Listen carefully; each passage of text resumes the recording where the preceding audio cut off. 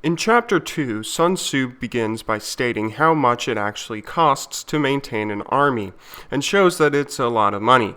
He continues on to point out the disadvantages of prolonged battle. If you fight for extended periods of time, your men's weapons will grow dull, and their passion and willfulness will shrink away.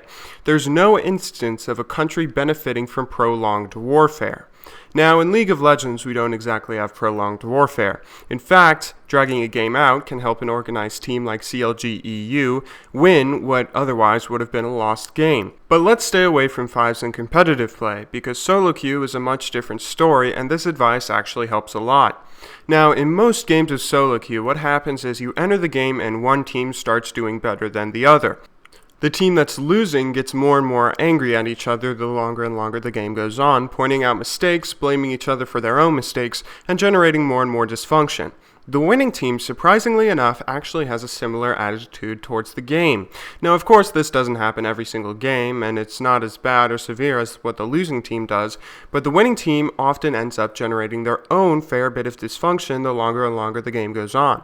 This won't happen every game, but all it takes is one toxic player, one person with a bad attitude, to get his teammates mad at him.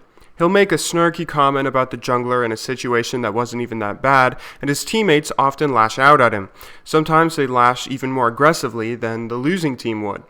Now, they realize that they're winning, and they're about to gain some elo, when all of a sudden a toxic player acts as if he wants to throw the game.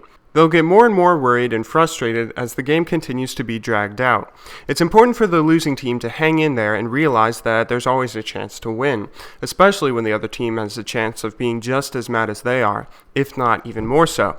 It's also important that the winning team follow up and continue what they started, either ignoring or reasoning their dysfunctional teammate or playing through it and not letting his attitude get to them.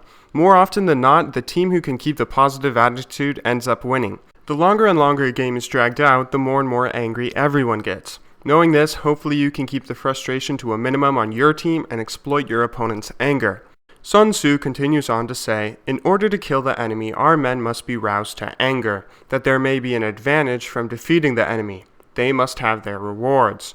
Well, I'd be careful about how much you listen to this one. An angry teammate, even if that anger is channeled towards your opponents, is a recipe for disaster, in my opinion. But this continues along our line of morale and keeping your teammates happy and positive. I understand that it may be a lot harder to look past your teammates' mistakes and give them constructive criticism and not just lash out and say, "Oh, this guy's an idiot, GG." But try and keep in mind that you were that bad too once. You made the same kinds of mistakes that he did, and you overcame them. Believe me, I know it's a lot harder, but try to keep a consistent, positive attitude throughout your team in spite of all the mistakes that will happen. Keeping your team, or soldiers, happy and willing to fight is a big key in winning a game that isn't as short as something like Counter-Strike or StarCraft. Sun Tzu finishes off the chapter with a very good quote. "In war, let your greatest objective be victory, not lengthy campaigns."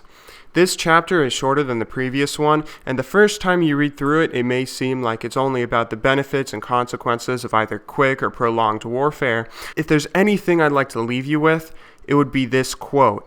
Never forget that a win is a win, no matter how small. If you're in the finals of a League of Legends tournament, you don't get half of the prize money just because you won with a cheesy strategy, or because it took 80 minutes. It doesn't matter if you're 30 kills ahead or 10 kills behind. If you blow up your opponent's nexus, you win, regardless as to how you do it or how long it takes. I apologize for the briefness of this chapter. Although it may be brief, it still holds some valuable information that many people often forget. I hope you enjoyed. Thank you very much for watching. Good luck in solo queue, and have a wonderful day.